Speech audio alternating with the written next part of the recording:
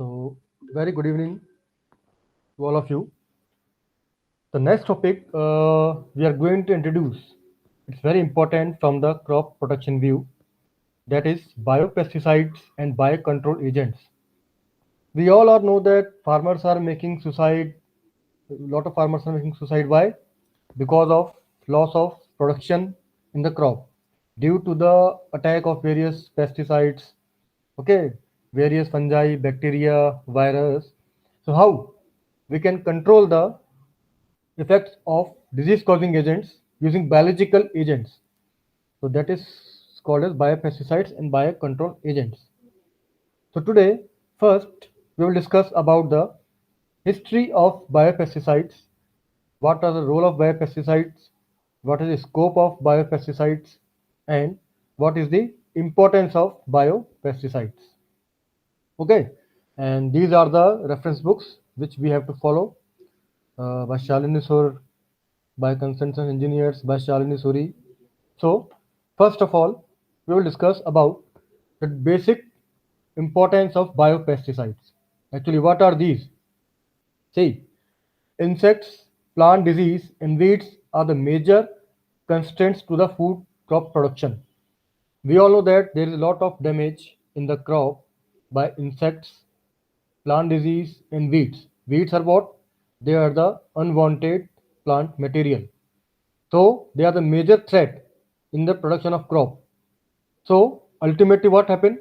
They will damage the crops and the farmers will have to suffer from the economic loss which can directly affect their living conditions. I want to say that insects, plant disease and weeds are the major threats in the food crop production in our country. So it is becoming very tedious job to control by traditional methods. We all are basically hearing that lot of, like in from the India Pakistan border, lot of grasshoppers are coming and they attack on the crop and they will damage whole crops in a short period of time. So which is a major threat in the crop production technology. So it is becoming very difficult to control these three major concerns which are damaging the crops by normally traditional methods like pesticide resistance, product withdrawals. So it is of prime importance. Okay, so it is of prime importance to control these weeds. Okay, which one? Weeds, plant disease, and insects. These three are the major contributing factors which can damage the crops up to large extent. Okay, so it is very becoming difficult by using various traditional methods by the farmers because farmers are basically very poor. So though they don't have sufficient knowledge how we can control the effect of these threats. So what scientists are doing, they are producing, they are focusing the target basically how they can produce the biopesticides, means pesticides which are made from biological organisms, which is very cost effective and cheaper, so that farmer can easily control their crops. And fortunately, we do not hear the cases of suicide. Okay, because of the damage in the crops, it is very affecting their economic life. Sometimes they don't have food to eat, how they can survive their family. So scientific community is focusing in this major problem throughout the world. Which one? Insects, plant disease and weeds. So they are not able to control by traditional methods. We have to follow some scientific methods to control these three threats. Constraints means threats. So it is need. There is a need to control the emerging threats caused by these three things: insects, plant disease, and weeds. Now, see, basically, there are two techniques which are used for control of these emerging threats. One is integrated crop management, another is integrated pest management.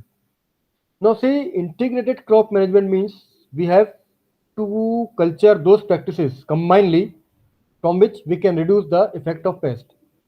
And similarly, they can also be considered as the IPM, that is integrated pest management, which is the framework for the reduction of the chemical pesticides. So both ICM and IPM are the big backbone of this technology that is called as biopesticide and biocontrol agents. Now see, these two technology, what they will do, they combines various things together. That is pest control methods, which include chemical method, biological method, cultural method, and physical method, plant resistance and decision support system. Now, what I have written? I have written combines complementary lot of things. That is, first is pest control methods. They include chemical methods, means spray of lot of chemical, lot of insecticide, lot of herbicide, lot of pesticide. Many cultural and physical methods. Cultural and physical method means which are practiced traditionally, means removal of weed, okay, using some machine, drilling machine. Biological method means use of living organisms to produce biopesticides, or living organisms to produce pesticides that are called as biopesticides. Followed by decision support system. Now this word, it means the farmers required support by various private agency, by various government organization and various NGOs. So both government, NGO and private industries combined together are comes under the decision support system. So it is very essential that various government agencies, various private agencies and NGO, they should support the farmers so that they can develop this ICM as well as IPM technology to overcome this emerging threat, and they can survive their better life. Okay, so this decision support system means use of NGO, private agencies, and government system so that they can complementary control the pest control. So they include various chemical methods. I told you, use of various chemical herbicides, pesticides, insecticides. Cultural and physical method means routine control of various methods like weeding, use of some machine, and biological methods we will discuss later on. Use of some biological method to produce pesticides that are called as biopesticides. And decision support system means support by various NGO, private agencies, as well as government system. Okay, so they comes under the decision support system. Then we come, so these supporting system like NGO, private agencies, and government, they are making the important contribution to ICM. ICM means integrated crop management. Okay, integrated crop management. Now, how they are making contribution? They help dependency on chemical pesticides. See, chemical pesticides will definitely control the various threats of disease, but they are having some side effects. The use of biopesticides, which is supported by various government agencies, private system, they help to reduce the dependence on chemical pesticides, because chemical pesticides are creating some drawbacks, which we will discuss later on. Besides that, they are having the major role to play in the sustainable farming system. Okay, besides that, they are having the major role to play in the sustainable farming system. Now, sustainable farming system means you such kind of farming system in which we can preserve the edible items for the long interval, for the near future, because in the future we don't know. Suppose lot of floods are there, lot of drought are there. So in that condition, how we will do the agriculture practices? So for that, we have to follow the sustainable farming. It means preservation of food and eatable items so that they can be used in the near future in a proper manner way. Okay. Such kind of methods includes various conventional and organic systems. Though they are including some traditional practices, but still there is a need of using some scientific practices. And ultimately, what they will do, they will reduce the dependence on the chemical inputs.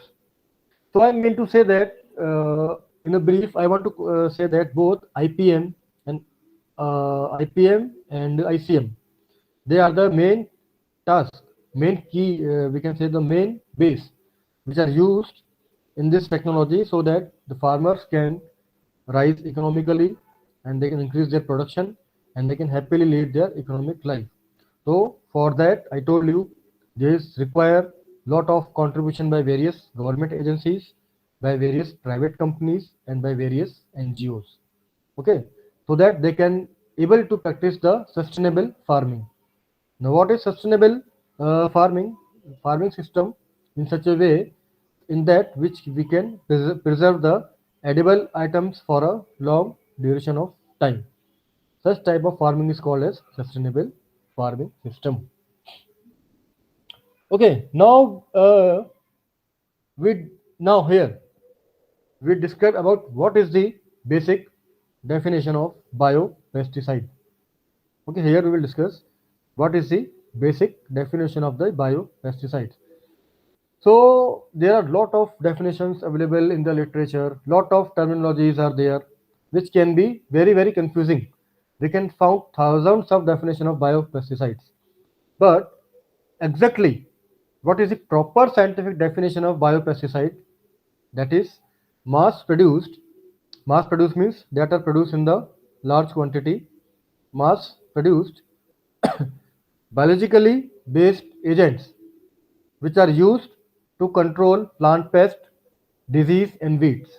Okay, I told you in the first PPT that plant pest, disease and weeds, they are the major threatening condition for the crop. So what is the scientific definition of biopesticides? It is mass produced biologically based agents which are used to control plant pest, disease and weeds. Okay, which are used to control plant pest, disease and weeds. So this is the exact proper, we can say that scientific definition of the biopesticide. Though biocontrol agents are one or the similar thing, but in biocontrol agents that are prepared from various kind of organisms, we will discuss later on. Okay, so in the one line, how we can define biopesticide? They are mass produced biological based agents which are used to control weeds, disease and plant pest. Simple terminology is there. No doubt there are a lot of terminology, but this is the most exact and accurate definition which we have to know. I will repeat once again, that is mass produced biologically based agents which are used to control plant pest, disease and weeds. So this is basically defined as biopesticides. Okay, then we reach now. See, everything has both positive as well as negative things. Okay, everything basically has what positive and negative things. So first of all, we will discuss about what are the positive benefits of using biopesticides. Okay, what are the basic advantages of using biopesticides? So, what is the first advantage? That they are very eco-friendly. As I told you, there is no use of any chemical. So, what we are using only the biological agents. So, first advantage is that they are eco-friendly. They are environmental welfare. Okay, they will not cause any kind of pollution. Okay, they will not cause any kind of pollution. Okay, so they are environmental welfare. Second advantage is food safety. Suppose we are growing rice in the field and we are giving the chemical pesticides to the rice. Ultimately, what will happen? When we will eat that rice, chemical will go inside our body, and that chemical can cause lot of damage in our body. So for that, what we are doing, we are applying various biopesticides to the crop. What will happen? The crop will have better yield, and when we will consume that crop, we will not have any kind of side effects because it is, we know that it is normally chemically free, so it is very safe to consume. So these are two most advantages of using the biopesticides. First, that is they are ecological friendly. Second, they are very safe to consume. But what is the prime importance which we require? See, there should be proper commercial uptake, or we can say that there should be proper collaboration between governments and regulators. There should be proper correlation between various agrochemical industries, and there will be various collaboration between the farm. Means it is the three-tier pathway. There can be the collaboration between government and regulators. There can be the collaboration between government and industry. There can be the collaboration between government and farmer. There can be the collaboration between industry and farmer. Okay, so means all these three agencies, they can compromise or they can collaborate with each other. Okay, so there is a requirement of lot of collaboration between these agencies. So what I told, positive effects of biopesticide, environmental free, easy to consume, safe to consume. And it requires the proper collaboration between government, NGOs, industry and farmers. It is a kind of chain. All these three are dependent on each other. It can be tied between the government as well as NGO. There can be a tie-up between the private industry and the NGO. There can be a tie-up between farmers and the NGO. There can be a tie-up between NGO and farmers. There can be a tie-up between industry and farmers. There can be a tie-up between government and farmers. So it can be any other way. Means require the proper collaboration. After that, we discuss what is the history of biopesticides. Okay. Before going in the deep study, we should know about the history. What we are using everything as the past future. Now see what is the history of biopesticides. When India was not slave country of Britain, when we are free in the 17th century, before Britishers come, we were basically focusing on plant extracts. We all know that older rishis and Mahatma, they are using all kind of Ayurved medicine. They will have their own kind of labs. Okay, I will give you a very good example. In the war of Ramayana, we saw that Lakshman became unconscious. So one Ved was there. What he gave? He gave Sanjeevani Bhuti. That Sanjeevani Bhuti did what happened? Lakshman was reborn again. Okay, so that was basically based on plant extracts. So in 17th century, plant extracts were the prominent source of agriculture practices. But when the Britishers come, they developed rapid industrialization. Okay, what they did? They developed rapid industrialization. So in 19th century, plant extracts were replaced by mineral oils. Okay, plant extracts were replaced by the mineral oils. Okay, so in the 20th century, when India became free from the Britishers in 1947, again the scientific community diverted toward the production of biopesticides to increase the agriculture productivity in our country. So these biopesticides were prepared from different sources like microbes, fungi, bacteria, virus, nematodes. Okay, so ultimately what happened when the use of biopesticide was increased, they reduced the dependency on chemical pesticides. Okay, they reduced the dependency of chemical pesticides. We all know that about Bacillus thuringiensis. In the earlier lecture, I told you about Bt gene, which was insect resistance. So this Bacillus thuringiensis is the first and most widely used biopesticides in the history. Okay. So Bacillus thuringiensis, I told you it is the soil bacteria, gram-positive bacteria, which is used for the transformation of transgenic plants. I told you in my earlier lecture. So this will produce what? Insect resistance transgenic organisms. So Bacillus thuringiensis is the first and the most widely used biopesticide. Okay. Now, what is the market level of biopesticides? Currently, biopesticides require small share of the total crop production market globally. Currently, the market is very low, but also the total market is $3 billion worldwide, which accounts only for 5% of the total crop protection market, which is very unfortunate. This ratio should be very increased. Okay, when we talk about commercially, what I told, currently the market is 5% of the total crop protection. In that, the total amount is $3 billion worldwide. Alone in the United States, they are basically developing more than 200 types of biopesticide as compared to 60 in the European Union. It means USA are producing 200 types of biopesticide, while European countries, they are producing only 60% of the 60 types of biopesticides. So the market should be increased up to very good level. Okay, commercially it accounts only for the 5% of the total crop protection. So that amount should be increased. The government should invest lot of money on this production of the biopesticide in order to prevention for the better crop production. Okay. So among biopesticides, I told you that they are prepared from virus, bacteria, fungi, nematodes. Now there are certain species of bacteria, virus. Not all species are used. Certain species are used only for production of biopesticide. For example, one fungi is Trichoderma.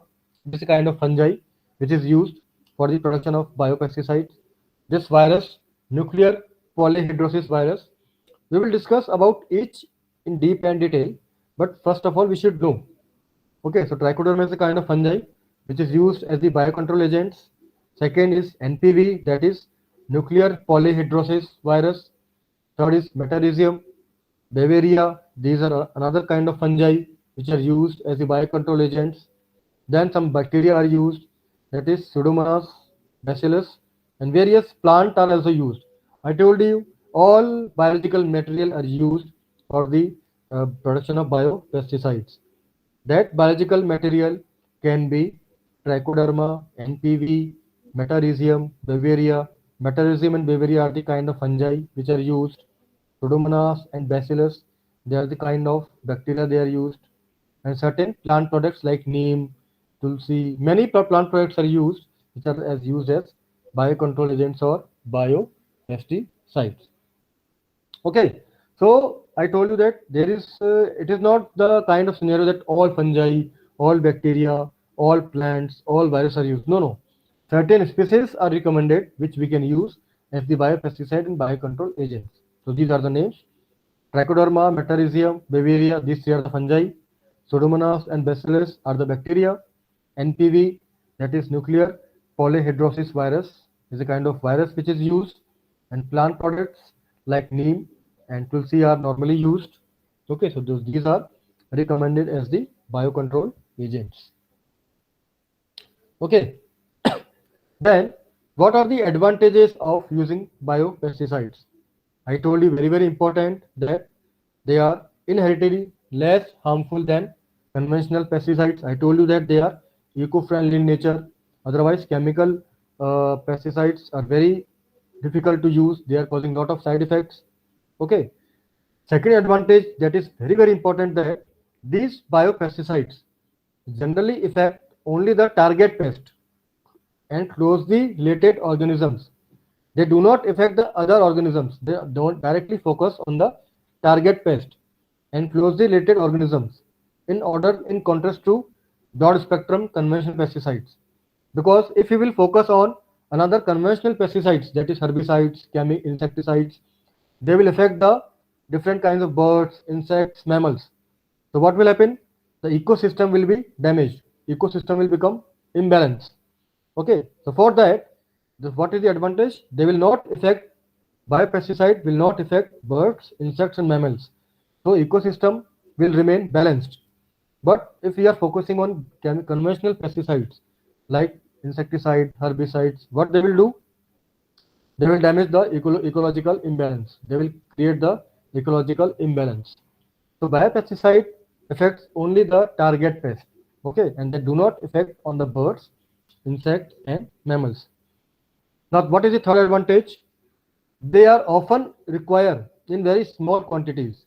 Okay, these biopesticides are required in very small quantities. Okay, we do not require the large quantities, and they often decompose very quickly.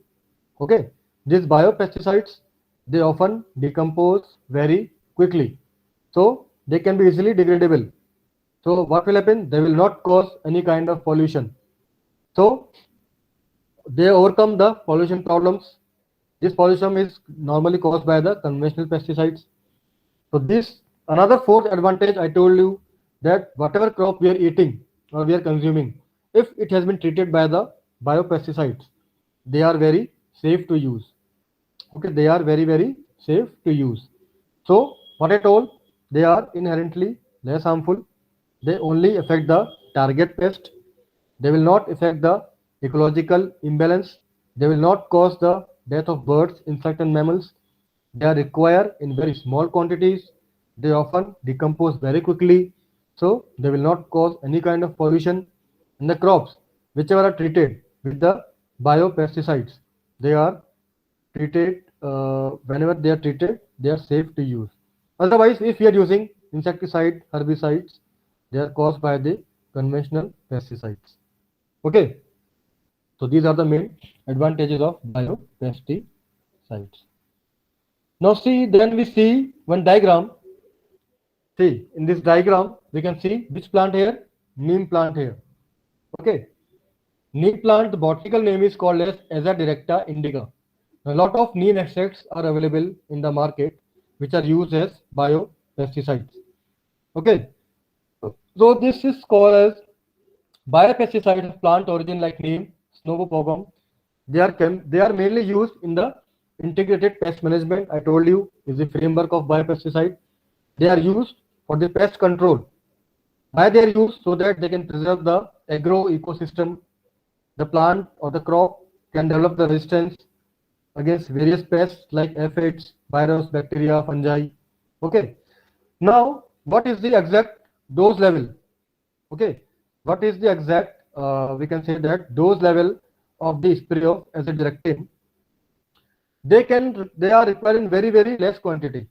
Okay, like foliar spray of azadirachtin, it can be used 1% at the rate of 2 ml per liter. Okay, 1% at the rate of 2 ml per liter, or 5% at the rate of 1 ml per liter. If we are increasing the concentration, less is volume. If less concentration, more volume. So they are applied as a foliar spray after pruning to deter sucking pest, feeding tender tissue. It means suppose the pest is attacked on the crop, it enter into the crop. After that, we can go for the foliar spray of the azadirachtin. See, this azadirachtin is derived from the word Azadirachta indica, which is the botanical name of neem. So it is a kind of alkaloid which is isolated from this plant, and it can be used as the biopesticide as a foliar spray. And these are the recommended dose level which can be applied in the field. Okay, so another we can use. See, now how we can control the effect of millibugs. We are seeing that these are the predator grubs feeding on the millibug and adult feeding on the millibug. Okay, millibug is the one of the most disease or threat causing insect which can damage the crops up to certain level, very large extent. So what we will do, we can use another biocontrol agent, that is, if we will use Australian lady beetle. Okay, one organism is feeding on another organism. It is a kind of food chain.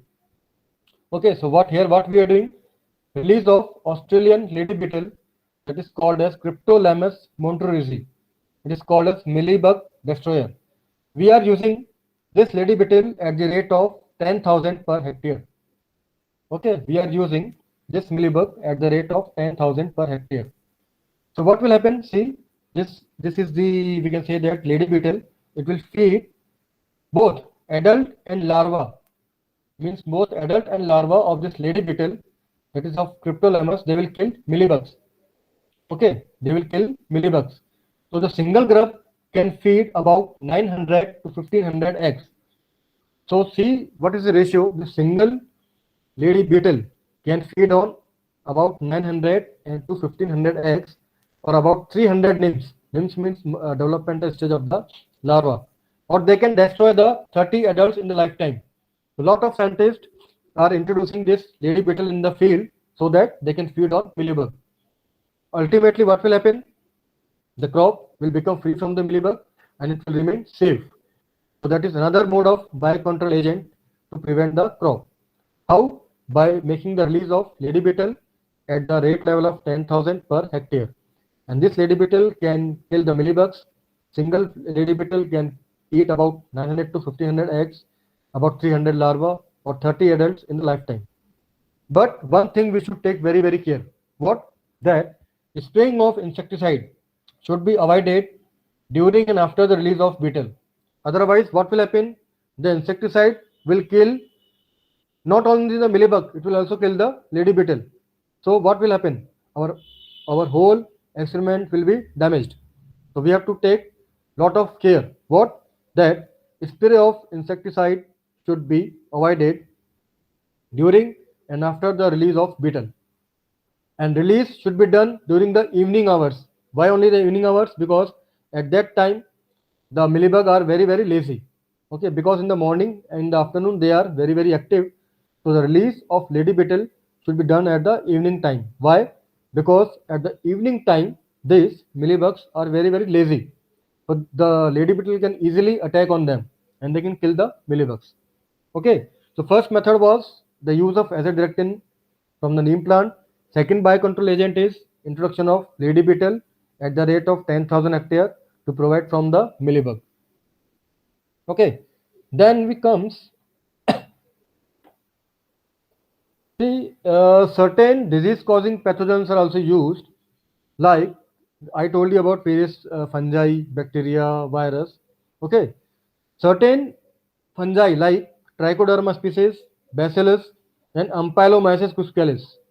These fungi are used in the they are used to control the grape powdery mildew. Okay, this powdery mildew is very threatening disease in the crop of grapes. So what will happen? The grapes will be damaged.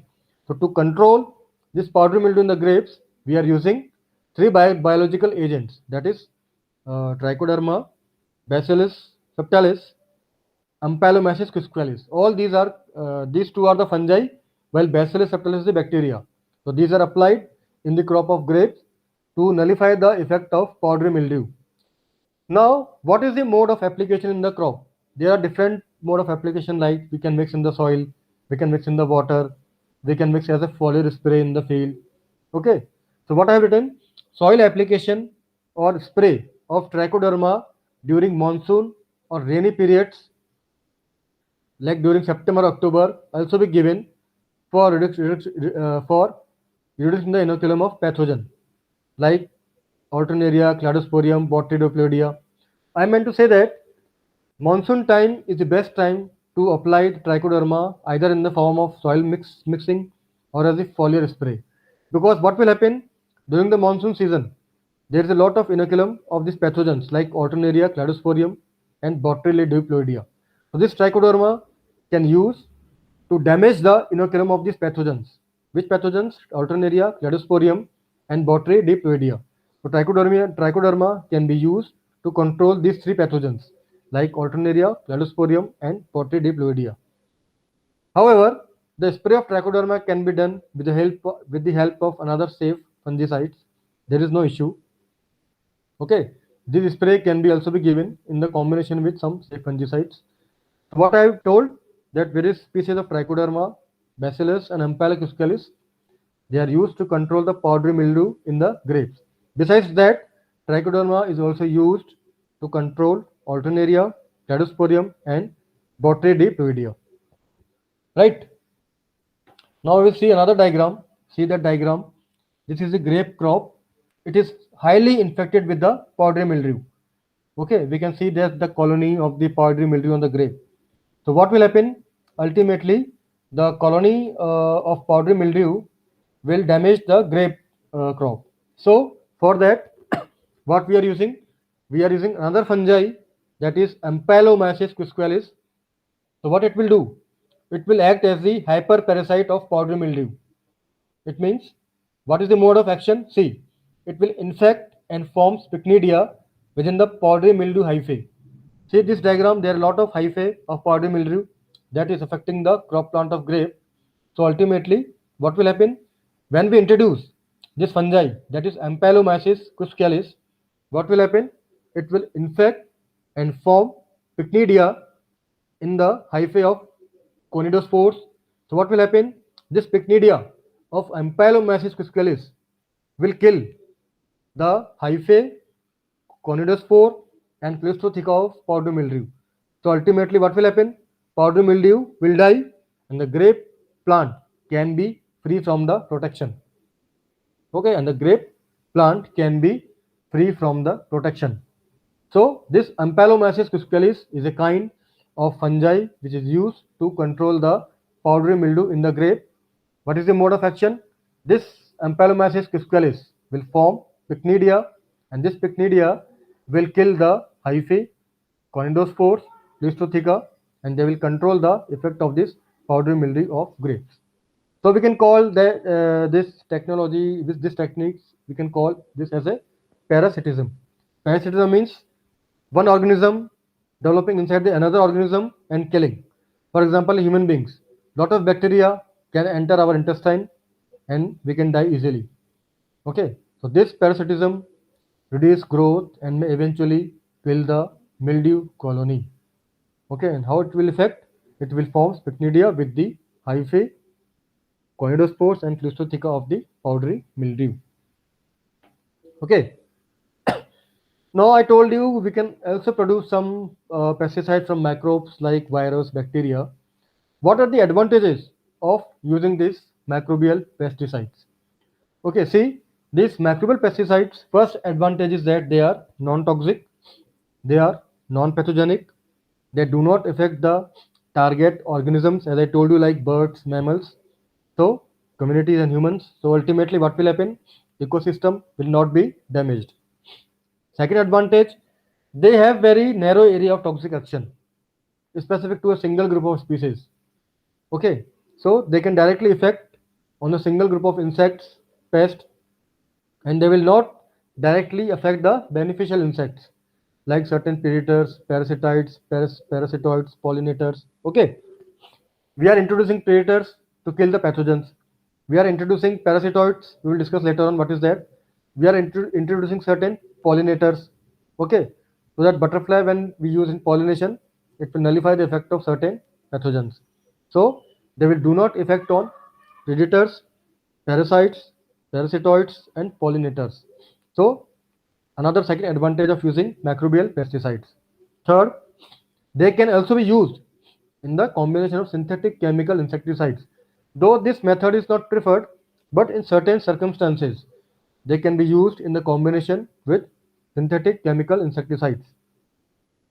Why? Because in the most cases, the microbial product is not deactivated, so they can nullify the effect of chemical insecticide.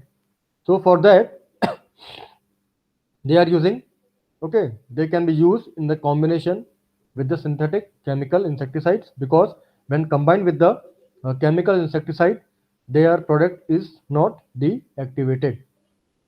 Last advantage, they can also improve the root and the plant growth.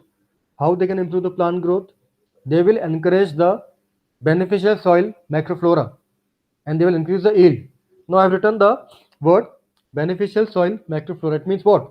They will help in the process of developing of rhizobacteria, which will encourage the process of nitrogen fixation. So when nitrogen fixation is done, the yield and the height of plant will grow automatically. Okay, so they will improve the root and the plant growth by encouraging the beneficial soil microflora and also increase the yield of the plant particularly.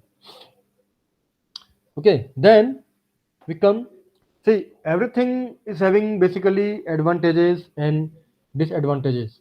So using this microbial pesticides, there are some 2 to 3 disadvantages we should discuss, because everything has two aspects, positive or negative. No doubt, mostly there are advantages, but they are having some drawbacks. What drawbacks? That the use of microbial pesticides require high scientific study. It requires lot of scientific skills. We should know their proper mode of action, which is a very tedious task. We should know their properties. Okay, so it requires high scientific study, like various mode of action, their pathogenicity, and second thing, ecological studies are necessary. Means we should know what kind of target they are affecting. They should not kill the beneficial insects. Ecosystem should be balanced, because and they are environmental friendly also. So ecological studies along with environmental factors. These two are very important, and then they play the vital role in the disease to control the pest. Okay, so these are called as main means one of the drawback of the microbial pesticide. First, they require high scientific skill, proper deep study, mode of action. Second advantage is ecological studies should be done, so that we should understand that they will do not affect any kind of ecological studies. Okay, and they should be do not cause any kind of toxicity in the environment. Okay, and third thing, they sometimes require some scientific skills and some money also. So sometimes the cost can also be high during the production of these microbial pesticides. So we can say that basically there are three main disadvantages, that very tedious work is required, high scientific skill is required, proper mechanism should be understood. Second thing, proper ecological studies should be done. We should know they don't have side effects on any kind of beneficial insects. They should not cause any kind of toxicity. They should not cause any kind of environmental pollution. Okay. So last thing, another virus that is called as bacterovirus. They are recommended also as a feature of biopesticide. See, as the name suggests, virus. This baculovirus has many advantages as a tool to control the insects. It is one of the most important produced biopesticide. To produce biopesticide from virus is not easy, but it is very very effective.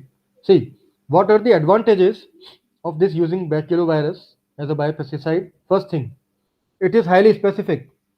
Okay, it can kill lot of pathogens. Okay, this baculovirus when we use as the biopesticide, it can kill lot of pathogens. Okay, they don't have any adverse effect. Same application, same advantage here. They don't basically target the ecosystem. They do not adversely affect the environment, plant, and they can be easily genetically modified because virus is very small in size. So using recombinant DNA technology, we can easily produce this baculovirus in the laboratory condition. Okay, we can easily produce this baculovirus in the laboratory condition. So they do not have any adverse effect on vertebrates, and they can be easily genetically modified. However, the baculovirus, like other pesticides, also have some disadvantages also. What disadvantages? They are very having short stability, means their life cycle is very very short, and the cost is very very high. Sometimes it can go about 20 to 30 lakhs also. Okay, sometimes the cost can go about 20 to 30 lakhs also. So it is not easy to manageable. We require certain amount of loan to produce such kind of biopesticides from the as a baculovirus. As I told you that because this virus is having very small in size and it can be easily genetically modified. Okay, how it can be genetically modified? By making the change in the DNA. By making the change in the DNA, it can be easily genetically modified. Okay, so what we will do to overcome this problem, we are using the DNA technology to enhance the its basically function specificity so that this baculovirus could have lot of effect on the killing of various pathogens. Okay, so another kind of advantage is there, and this genetic manipulation do not require high cost. We can easily develop this baculovirus in very short period of time. Okay, so but main thing is that it is difficult to manage its life cycle because virus is having very short life cycle, and the cost of production is very very high. So individual farmer cannot produce easily. He has to take some, I told you, collaboration from some government agency, from some NGOs, from some private industry. There are a lot of industries are there who are supporting. They are giving some short-term loans. NABARD also giving short-term loans. Some state banks is also giving short-term loans. Okay. So overall, finally we conclude in this topic that what is biopesticide? I told you the definition. Mass-produced biological-based agents used to control weeds, plants, and other insects. Then we discuss about certain biological agents like azadirachtin, isolated from the plant. We discuss about trichoderma, used to control Alternaria cladospora. We discuss about Ampylomyces quisqualis, which is used to control the which disease? Powder mildew disease in the grape. How it can control? It will stop the reproduction of conidospores, hyphae of powder mildew. So ultimately, powder mildew will finish from the crop, and the grape crop can become very healthy. Then we discuss about lady beetle. Introduction of lady beetle will do what? They will kill the millibugs in the 10,000 per hectare. But what precaution we have to take? We have do not have to spray the insecticide, otherwise our whole experiment will be damaged. Okay, so we should avoid the spray of insecticide during and just after the introduction of the lady beetle, and the introduction of lady beetle should be done in the evening time. Why? Because during evening the millibugs are very inactive. And then we discuss about some advantages of macrobal pesticides that eco-friendly, do not affect the target effects. Some disadvantages like they require a lot of cost, high skill, high labor. Then we discuss about baculovirus. Advantages of baculovirus, they are very highly specific, no adverse effect. Okay, but two advantages, they are having short field stability and their production cost is very high. So I think overall you can properly understand this topic about some introduction about what is biopesticide, types of biopesticide, how we are using the term biopesticide. Okay, so I think this topic is very clear to you. So in the further classes, we will more discuss about the more topic of this biopesticide in the near. In the further, we will discuss about each biocontrol agents in the detail. So thank you.